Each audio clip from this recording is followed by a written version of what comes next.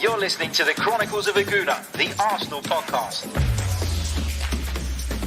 I'm Martin Tyler, and you're listening to Harry Symeou.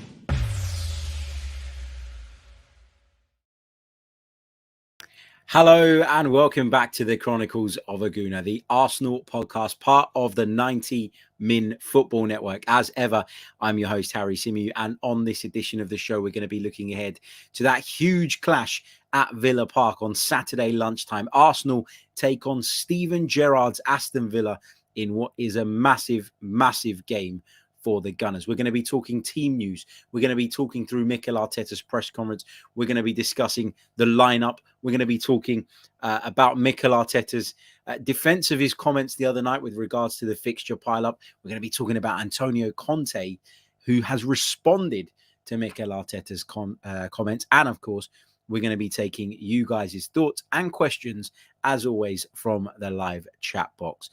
Hope everybody is well. Hope everybody is good. The sun is shining here in London. And I always talk about the weather in my intros. And I do it because the weather is a big deal to me. It makes a massive difference to me in terms of my mood. So when the sun is shining, I'm in a better mood. So long may it continue. A few hellos. Let's say hello to Creambone, to Abhishek, to Moss, to Camille, to Steve, to Alejandro, to Martin, Danny, Henry, Mr. Bungle, Peanyween. Hope you guys are all good. Bad Boy says, what is COAG? Chronicles of a Gooner. That's the abbreviation, mate.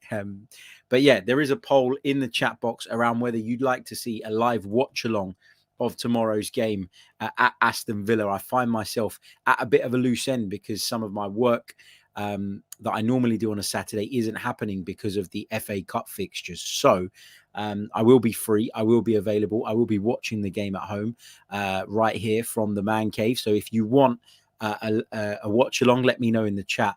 And if enough people are up for it, then we shall do it. Okay. Let's get into it then. And let's start off, I guess, the best place to start would be with Mikel Arteta's press conference. Now, he faced the media this morning. That is Friday morning ahead of this game against Aston Villa. And he talked about a variety of subjects. We're not going to go into every single bit of it.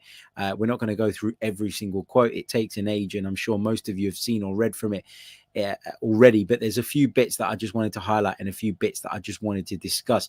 First bit being the update on Takahiro Tomiyasu's fitness.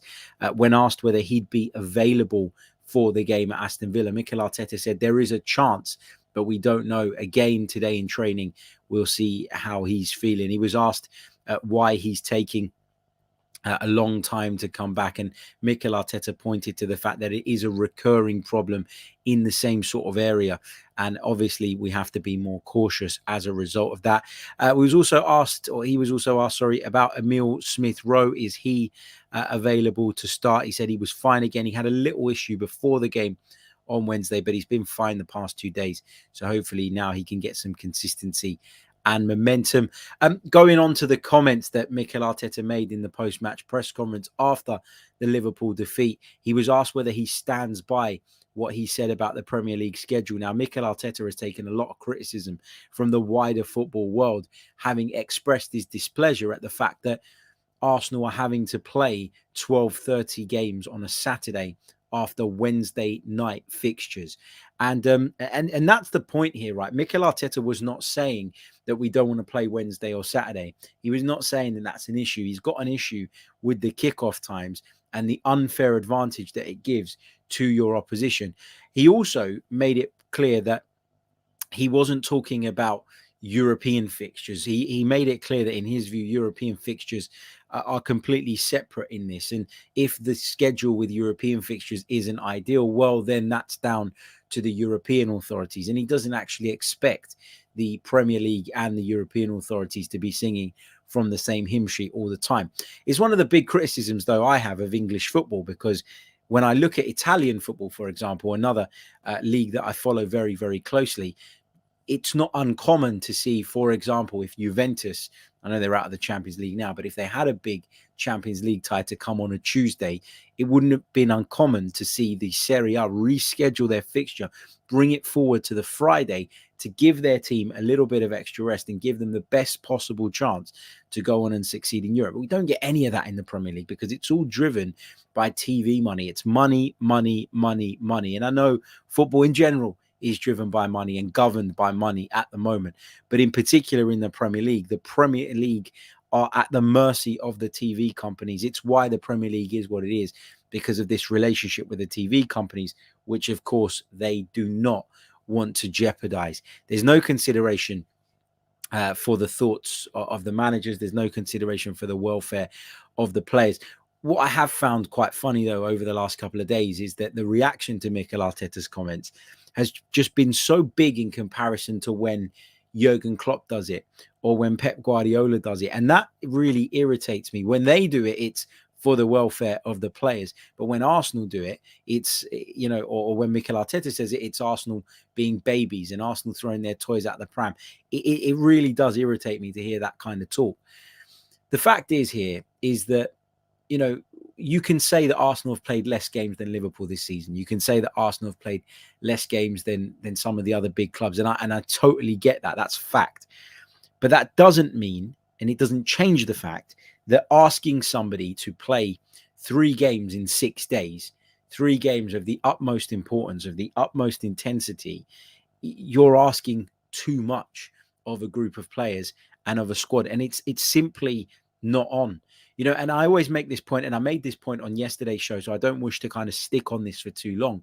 But I made the point that if I were in charge of the Premier League, I'd want to ensure that the games that people are paying big bucks for, the games that are attracting people to this league and competition, which then means that you can go on and sell the TV rights for bigger funds and for bigger amounts of money year on year, they have to be of the highest quality. And in having this ridiculous schedule, you are reducing the likelihood of both teams being at their peak and therefore you getting a much better spectacle. So I don't even think it's in the Premier League's interest to do this. But obviously, they're looking at it in the short term and they're looking at it from a purely monetary perspective. Moving on, he continued to talk about the TV stuff for a little bit. He was asked about how it feels to have 4 England players in the squad. And of course, he expressed sort of pride and how proud he was of some of those players. He said it's great for the club. He was asked about how Aaron Ramsdale reacted to conceding the goal that he did against Liverpool on Wednesday night. Now, we talked about it in the post-match show. I think we can all agree Aaron Ramsdale had to do better for the first goal. But Mikel Arteta on how Aaron Ramsdale reacted said this. He said, oddly, he was gutted after the match. It's normal because he's such a competitive boy, but he needs to realize that this is going to happen in his career. At this stage, and if you play for the national team, you're going to have moments where you do something, and then instead of some part of the country, it will be the whole country on your back. If you want to be at the top for 10, 15, or 20 years, you have to be prepared for that, and it's about how you react in these moments. Yeah, look, I think since we signed Aaron Ramsdale, we've all gone pretty big on his character and how positive that is and how positive an influence he's had as a person and as and we've talked a lot about his aura, haven't we? I've said throughout the season that the way Aaron Ramsdale plays means that there is an error in him. Now, I'm not saying that the error that he made on Wednesday is necessarily down to his playing style. He just got done at his near post. It wasn't him trying to be overcomplicated in his distribution. It wasn't him taking a risk in terms of his position, and he just got caught out of the near post. He didn't make the save that we all expected him to make, and that was it. And that was that. So it shouldn't really have too much of an impact on the way he plays moving forward. But it is interesting that Mikel said he was gutted. And look, we're going to see now a lot more, and we're going to learn now a lot more about Aaron Ramsdale's character based on how he bounces back. And he's got an opportunity to bounce back right away at Aston Villa this weekend. Going back to some more comments from the press conference. He keeps getting asked about the top 4. He says, he keeps getting asked about the top four, and he keeps getting asked what it would mean to finish in the top four. And he says, when we do it, I will tell you, because it still hasn't happened. There's still 11 games to go and a lot can happen. And that's what we're playing for. And he's absolutely right, because, there's been so much talk about Arsenal having already qualified for the top four. I go on the gas tank on 90 min and people say, yeah, you've done it. Harry doesn't want to admit that Arsenal finished in the top four. It's not that I don't want to say anything. It's that we haven't done it yet. And that's the reality. And I'm glad that the manager is giving off that message as well, because there is still so much work to be done. There's still a trip to Spurs to come at some point. There's still a trip to Chelsea to come. Manchester United are still due to come to the Emirates. And we've got a couple of other difficult away games, including Southampton, Newcastle. They're not going to be easy games. So it's far from done. There's a lot of work to be done. And I'm glad that Mikel Arteta is keeping his feet on the ground, even if the journalists aren't at this moment in time. Okay, that's kind of the key points from the press conference. Let's have a look at some of the statistics between these two clubs going into this game. Let's compare their two seasons so far. Arsenal and Aston Villa in the Premier League have met on 53 occasions. Arsenal have won 28 of those matches. Aston Villa have won just 11, and there have been 14 draws between the two clubs. So history is stacked in Arsenal's favour. But how does the recent history look? Well, Arsenal beat Aston Villa at Emirates Stadium earlier on in the season. But of course, last season, Villa did the double over us. They beat us 1-0 at Villa Park in November, and of course, beat us 3-0 at Emirates Stadium during that awful run that we had in the sort of September to sort of November period that season. If you go back to the season before, we won at Emirates Stadium, but we were beaten again at Villa Park. So recent history is not too or doesn't make too great a reading from an Arsenal perspective. If you look at the recent form of the two sides, well, Arsenal have won 4 of their last 5, but were of course beaten at home by Liverpool, which is by no means a disgrace. Aston Villa had been on a bad run under Steven Gerrard, but turned that around with victories away at Brighton, at home to Southampton, and away at Leeds. They did lose last weekend away at West Ham, which again, similarly to our defeat against Liverpool, is certainly no disgrace. In terms of league positions as things stand, Arsenal sit in 4th, Aston Villa sit in 9th. The Gunners have won 16 games this season. That's 5 more than Aston Villa, who've won 11. We've both drawn 3 times. Arsenal have lost on 8 occasions. Aston Villa have lost on 14. Average goals scored per match, Arsenal lead in this particular metric with 1.59 goals per game. And we also concede less on average. We concede 1.15 per game as opposed to Aston Villa's 1.39. We've kept more clean sheets, 12 clean sheets in comparison to their 9. But in terms of chances created per match, we're on level terms again. That this is clear-cut chances by the Premier League's reckoning. So, 1.11. In terms of top player statistics, if we take it into the goals, assists, passes, and tackles, Arsenal lead in 3 out of 4 of these categories. Emile Smith-Rowe is the top scorer across the two teams with 9 goals. Saka is second in 8. Watkins is third with 7, I beg your pardon. In terms of assists, Alex Lacazette's got 7. Danny Ings is on 5, as is Bukayo Saka. Passes, Ben White and Gabriel lead that. Tyrone Mings comes in at 3rd. But in terms of tackles, Aston Villa lead the way. John McGinn, Matty Cash and Jacob Ramsey all have made more tackles in the Premier League this season than any Arsenal player. Okay, let's move on to talk a little bit about the team. Now, we've talked a lot about how the schedule is going to affect us, how it's going to impact us. So does that mean that Mikel Arteta should be looking to rotate this weekend? It's hard, isn't it? Because when you think about certain positions, we don't really have alternatives that represent as much quality, i.e. in the centre of midfield. If you take Thomas Partey out, if you take Granit Xhaka out, I think you end up sort of losing quality and losing stability in the middle of the park. That's not a criticism of Lokonga. It's not a criticism of El Neni, but they're just not at the same level. I think that Xhaka and Partey are really, really important. I think Odegaard is really, really important as well. And obviously he came off a little bit early in the game against Liverpool at midweek. The only, I guess, viable change that I think is one that you could consider is to take out Martinelli and put Emil Smith-Rowe in. I think Mikel Arteta has been quite clear on the fact that Emil Smith-Rowe is fit again and available again and ready to impact and help the team. You know, I think in terms of goals, Emil Smith-Rowe, as I mentioned just there, is leading the way as Arsenal's leading goal scorer. So to have him in the team feels like a no-brainer, if possible. But of course, you know, it's difficult because Martinelli and his performance on Wednesday have really impressed of late. And do you want to send that message to the young lad and take him out? But I think from a fitness perspective, we could probably do with a little bit of freshening up. I thought Lacazette looked burnt out at the end of that game, but again, you know, not a really strong alternative to bring into the team. I don't want to see Eddie starting at Villa Park, so he will start.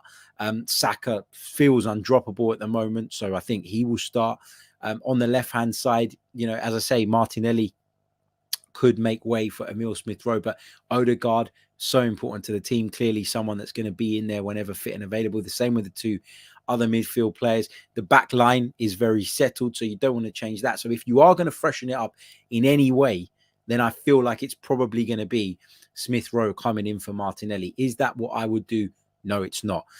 I would go with the exact same team that played against Liverpool from the start. Now, Mikel Arteta's talked about the recovery period that Arsenal have been recovering and that they were, of course, back in training today. You'd hope that the recovery kind of sort of process is being managed very, very well. I'm sure it is. We're talking about elite level Premier League footballers.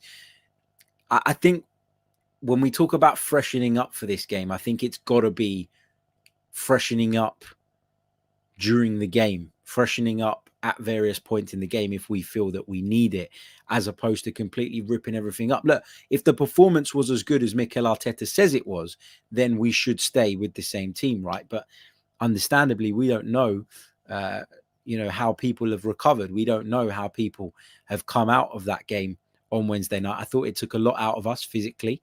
I thought we got the opportunity to make a couple of changes because Liverpool's second goal came quite early in comparison to when it might have done, which meant that the game was ultimately decided quite early, and Mikel Arteta then felt that he could make a couple of changes and almost move to damage limitation mode.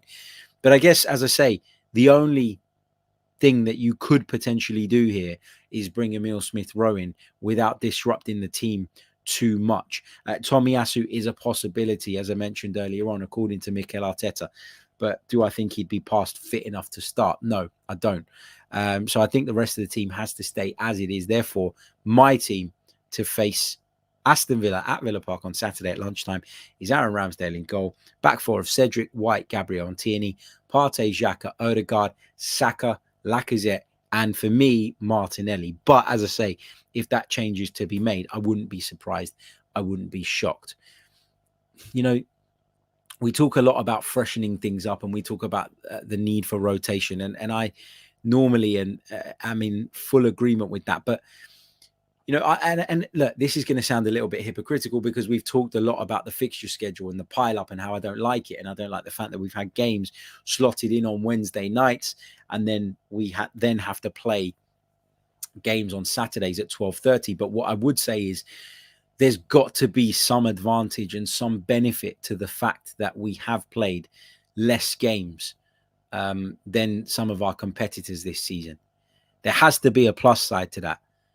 You know, and is that plus side that there's more fuel in the tank, that there's less burnout because the season up until this point has been less intense? Yeah, I think that's a fair argument and a fair case to make. I also don't think, though, that it's fair to expect somebody to be at their top level 3 times in 6 or 7 days, regardless of what they've done in the season so far. I just think that's a really heavy workload to put on a group of players. But are we better positioned to do that, to take that on than maybe Tottenham would be, or maybe Manchester United would be? Yeah, I think you have to say that. So, yeah, that's why I'm thinking like we've kind of banked some fitness time, right? We've banked some rest time at various other points in the season. And I want to see the benefit of that. The squad is not deep enough for us to do a Liverpool and change 2 of your front 3 and expect to get the same type of outcome. It's not strong enough, big enough to make changes in midfield and expect to get the same outputs and the same outcome. It's not strong enough and big enough, again, to do that in the defense. So on that basis, if Mikel Arteta really does take every game as it comes, and it very much is, focus on this game and then we turn our attention to the next, providing that everybody's fit and providing that everybody's recovered, I don't envisage there being wholesale changes, nor do I think there should be. So that's my take on the team.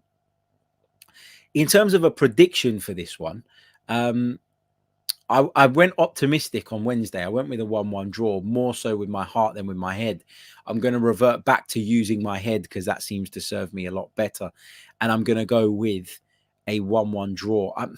I know that's not the result that people want. I know that's not the result that people are hoping for. And I know in a lot of people's eyes, the fact that we didn't get anything from the game against Liverpool, it's increased the need, hasn't it, to get something sort of from this game. What I would say, though, is, of course, Tottenham are in action against West Ham on Sunday. If either of those two win that game, they can move level on points with us. They're both on 48 at the moment. Arsenal sit on 51 points in fourth, but we'd still have 2 games over West Ham in hand and 1 game over Tottenham. So it wouldn't be the be-all and end-all if Arsenal were to drop points here. If we got a point, then it means that we have that little bit of cushion so that neither Tottenham, neither West Ham could leapfrog us into fourth this weekend. And also Manchester United don't play this weekend because of Liverpool's involvement in the FA Cup. So I'm not saying I want a draw. I'm not saying I'd be happy with a draw. But I think if we came away with a draw from Villa Park, and we were quite lucky to come away with a draw, or the performance was good enough, you'd sit there and go, okay, it's not the end of the world. It's not the be-all and end-all. But if we did go there and win, it would be another massive step towards qualifying for the Champions League. And it would feel very much like the Wolves game did, where we had our backs up against the wall. We came into it, against a very strong side, a side that we all knew we were capable of beating, but we all knew also had the potential to cause us many issues and many problems.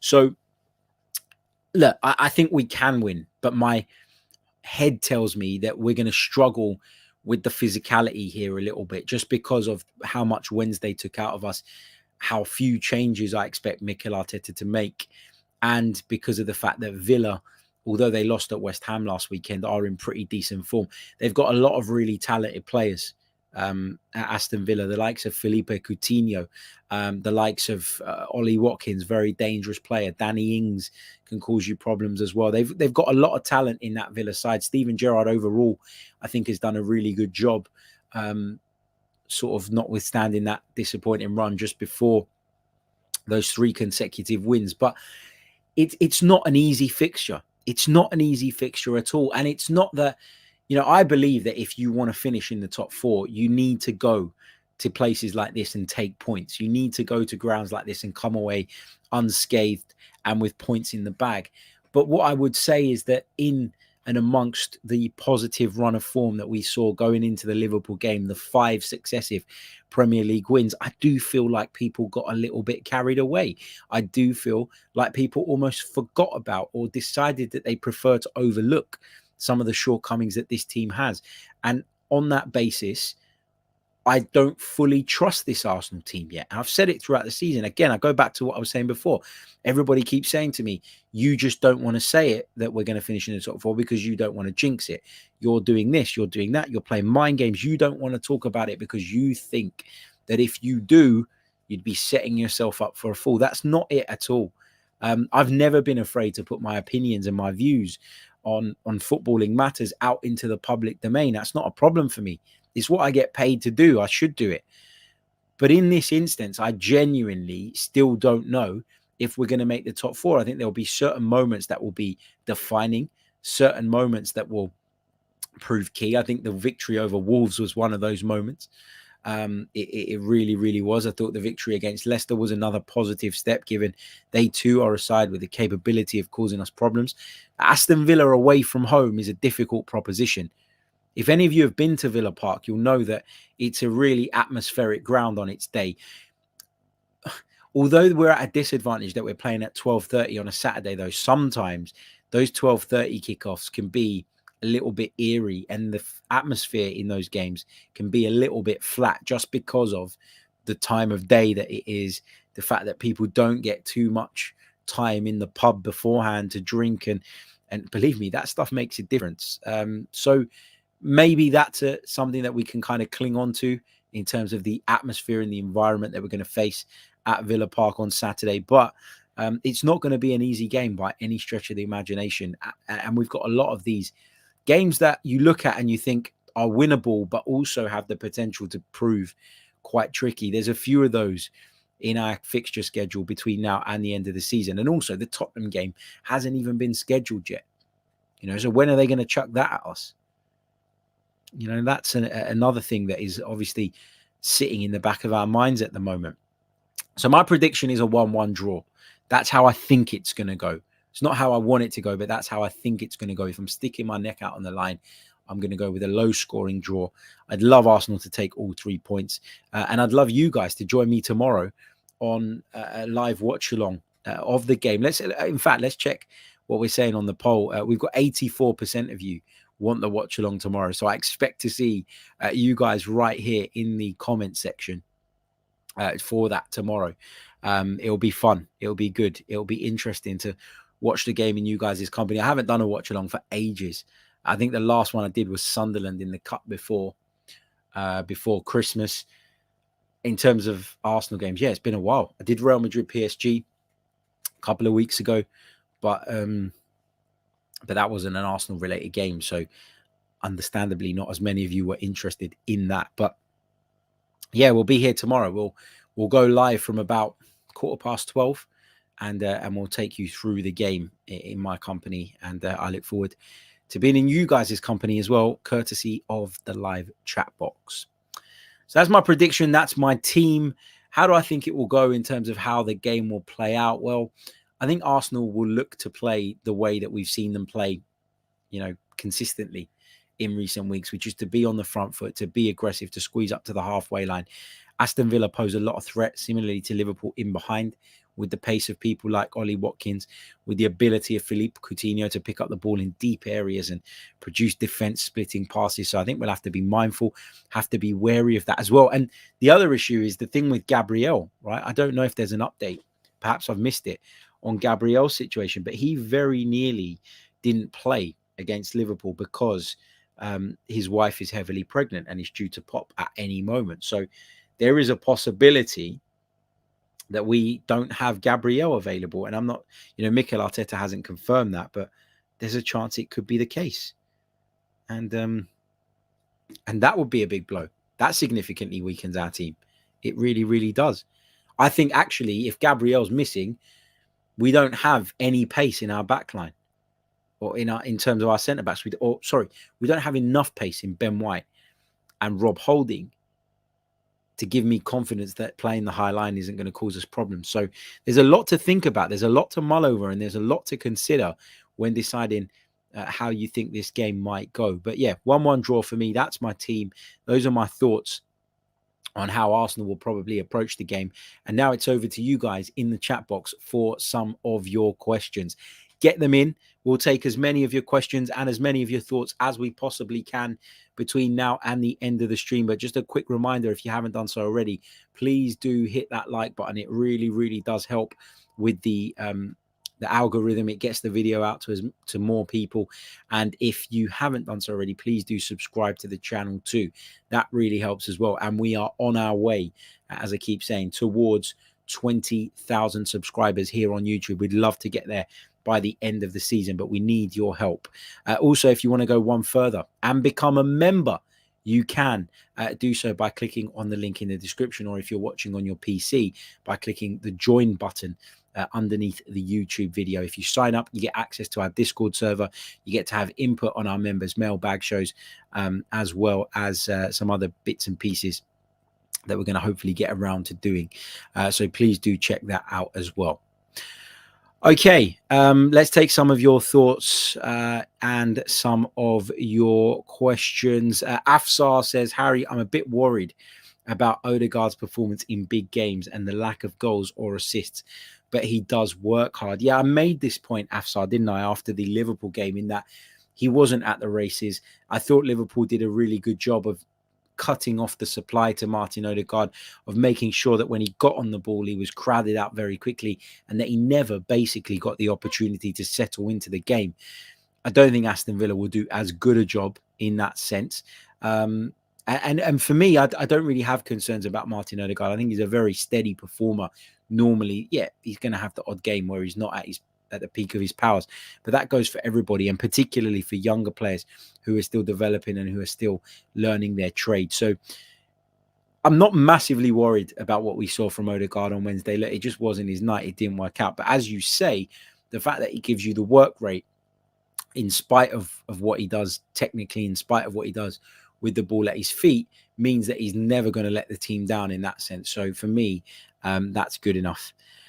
Afsar also adds, before I move on, that the problem is that the expectation level has gone up and top four is now demanded by most fans. But to be honest, I'd be happy to finish in fifth.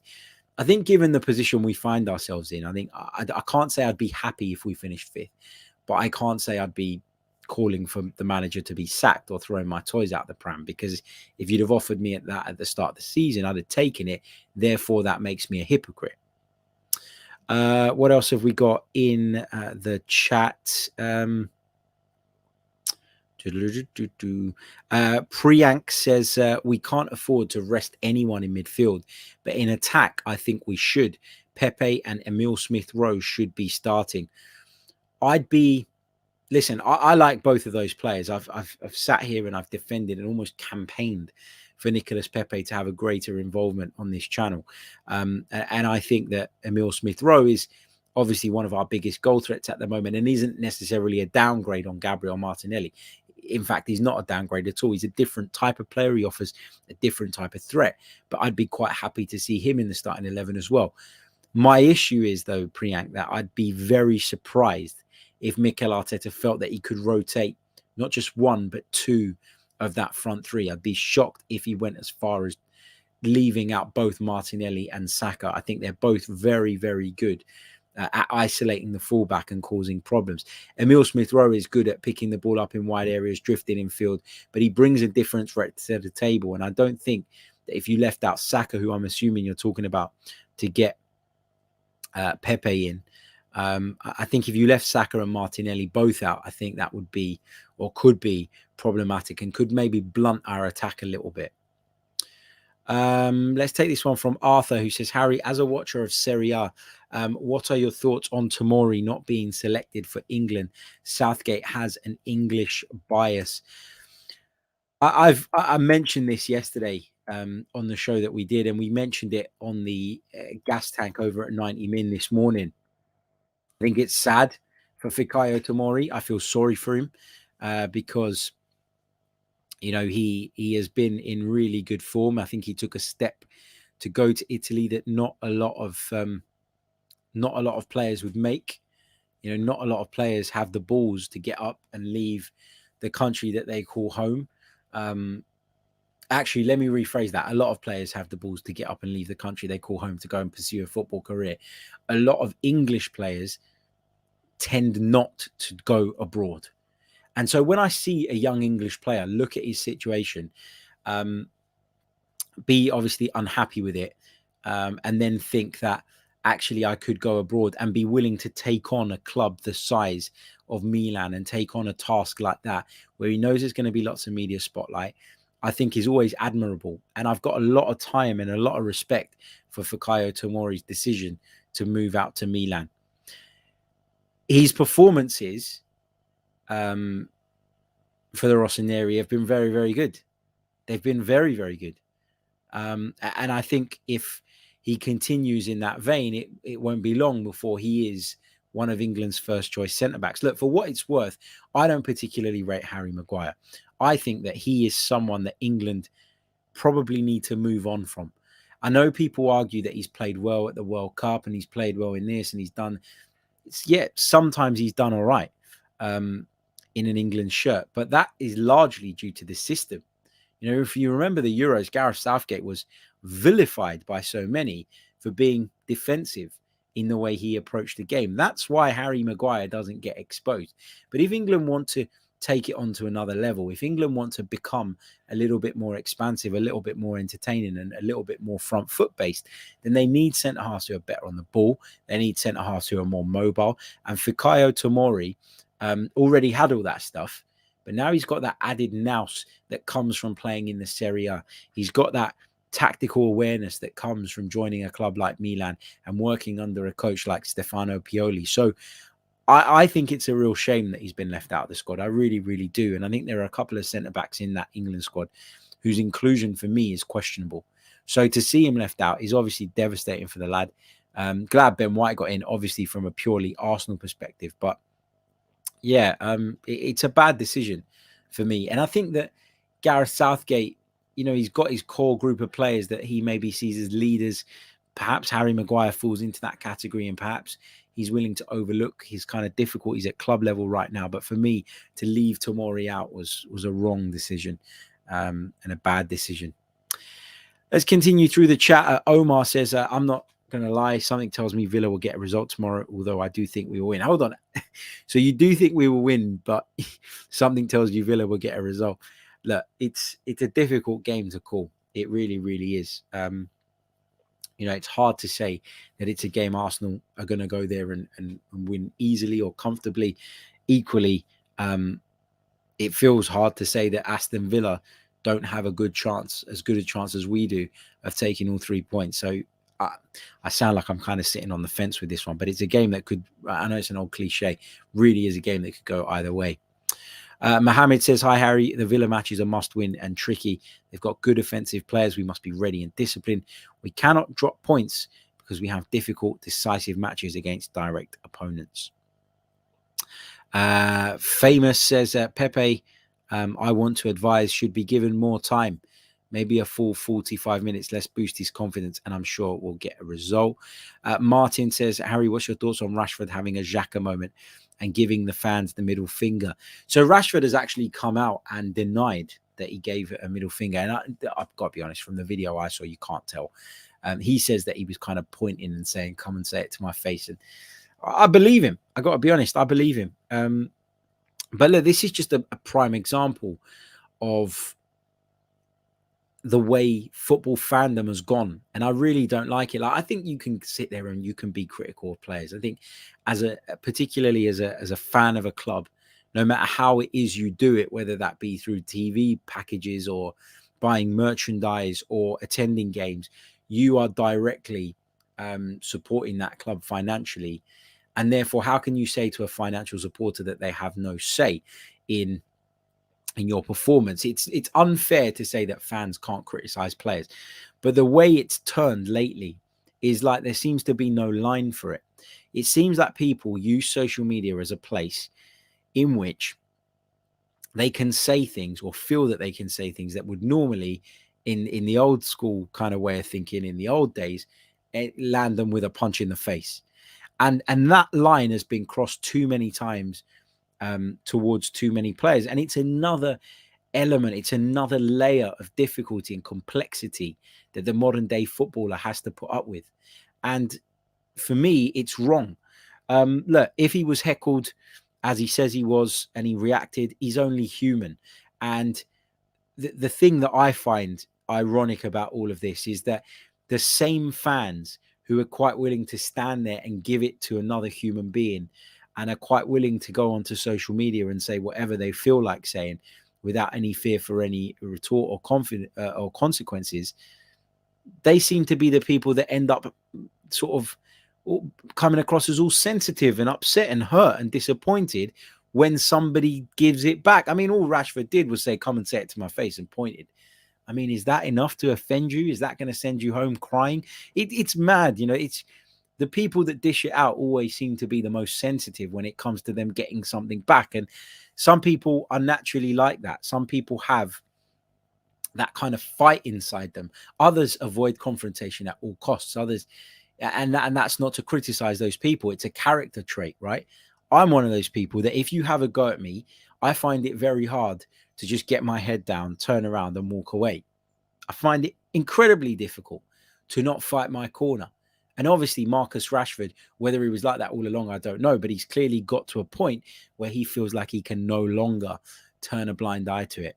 And as I say, the thing that always astounds me about these types of situations is that it's the fans who give it, who then come across as being the most sensitive and the ones who want it to be, or who hold the athlete the most accountable for his actions. And it's just, it's so hypocritical.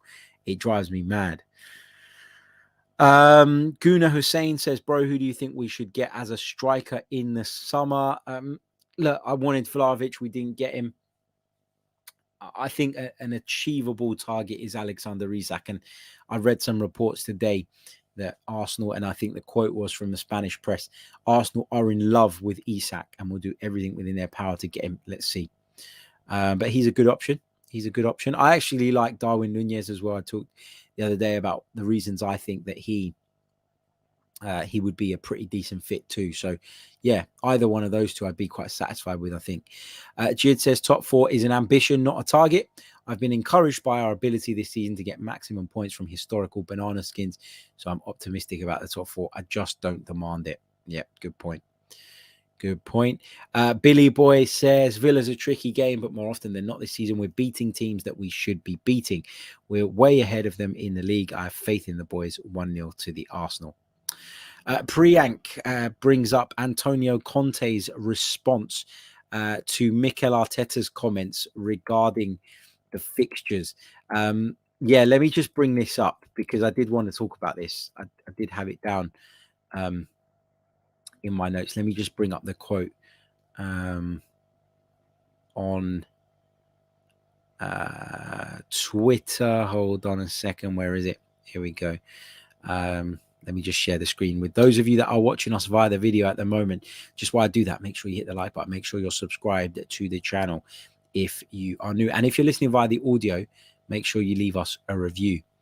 So Dan Kilpatrick has tweeted the quote from Antonio Conte during his press conference today when asked about Mikel Arteta's comments. He said, Arteta should remember the game postponed between Tottenham and Arsenal. If someone wants to think about fair or unfair, I don't forget this. And it's not right to speak about fair or unfair. Antonio Conte, get in the bin. Honestly, get in the bin. You wish you had Mikel Arteta's Barnet, and that's what you're really sort of butthurt about. Come on, let's be honest. Look, it's for me, Arsenal did nothing wrong with regards to that North London derby. I get that a lot of people took issue with it. Arsenal exploited something that had, let me rephrase this. Arsenal exploited a precedent that had been set by the Premier League.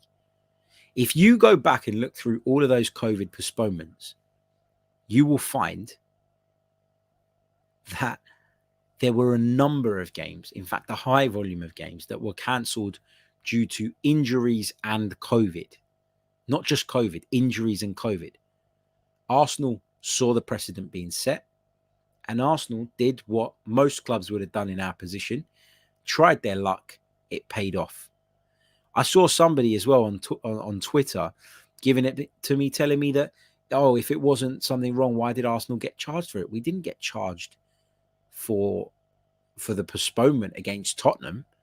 We had an FA charge for disciplinary reasons. We didn't get a charge for the failure, for the fixture not being fulfilled.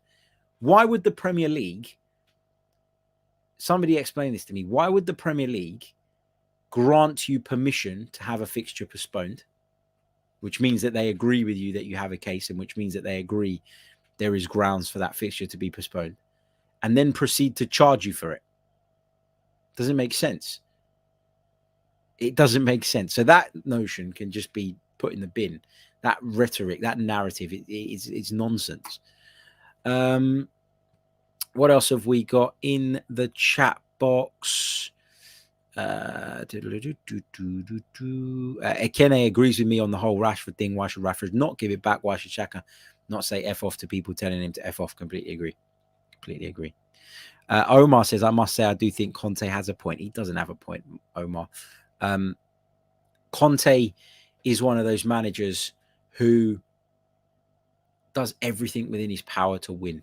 And had the shoe been on the other foot, had everybody else watched clubs get countless fixtures postponed during that COVID period, they would have done exactly the same thing in our position. And look, Arsenal only requested during that entire time, despite having COVID cases at the start of the season, Arsenal only requested one postponement this season. And they got it. We could have requested a postponement against Nottingham Forest in the FA Cup. Everybody was talking about how light the squad was then. And people were talking about that game being in doubt going into the lead-up. But we didn't request it. We got on with it. We got knocked out of the cup as a consequence. You didn't see Mikel Arteta turn around and moan about it after. So I just think Antonio Conte needs to stay in his lane. And maybe there's a bit of, so what managers do, I think, is sometimes play up to what they know the fans would respond to. It's kind of part of creating this siege mentality, is part of getting people on your side. And perhaps Antonio Conte saw the opportunity to have a go, to have a go at Arsenal as a way of galvanizing the crowd and getting people on his side, even more so than they already are. Perhaps that's got something to do with it. But as Tim so rightly points out, how can the 21st postponement in the Premier League cause so much ruckus? Conte's waffling, seeing how he won't even be in the Europa League next season. Let's say a big hello to Kiri in the chat. Hope you're well, man. Hope you're good. He says he's quite happy to see either Martinelli or Smith Rowe start at the weekend, which I agree with. It kind of reiterates what I was saying earlier on. Check out Kiri's YouTube channel as well. Click on his name in the description and it will take you over and you can check out what he does over there and see if it's something that you like. And if so, make sure you're subscribed to Kiri as well at UK Random 78. Cheers for tuning in, mate. What else have we got? Abhishek says, do you have a soft spot for any other football club outside of England? Obviously my club in Cyprus, Anorthos, is there my club that I say I support. It's a soft spot more than supporting. So yeah, that would be my answer. But other than that, I do quite like Milan, AC Milan. If you ask me where I lean in terms of Italian football, I don't support them, but that's where I'd lean in terms of the clubs that I've got incredible respect and admiration for. So yeah, that would be that. Okay, I am going to leave it there. It's Friday. Get outside, enjoy a bit of sunshine before it goes away. Get your takeaways in, whatever it is you're going to do. Have your dinners, chill out, relax, and start unwinding ahead of what's going to be a stressful day tomorrow for the Arsenal. No doubt about it. Just a quick reminder, due to popular demand, because there are 81% of you that want to see us do the live watch along tomorrow. We will be live from 12:15 p.m. right here on the Chronicles of a Gooner YouTube channel, and we'll be taking you through the game between Aston Villa and Arsenal at Villa Park. Very much looking forward to watching it in you guys' company. Don't forget to hit the like button. Don't forget to subscribe to the channel. If you're new, make sure the bell is turned on for all notifications. We haven't got enough likes on the board, guys. Come on, let's try and get this up to as close to 100 as possible between now and the outro playing. I'll catch you all tomorrow. Hope you enjoyed the show. Leave any comments, any thoughts if you're watching this back on replay below. Catch you all soon. Until then, up the Arsenal. Come on.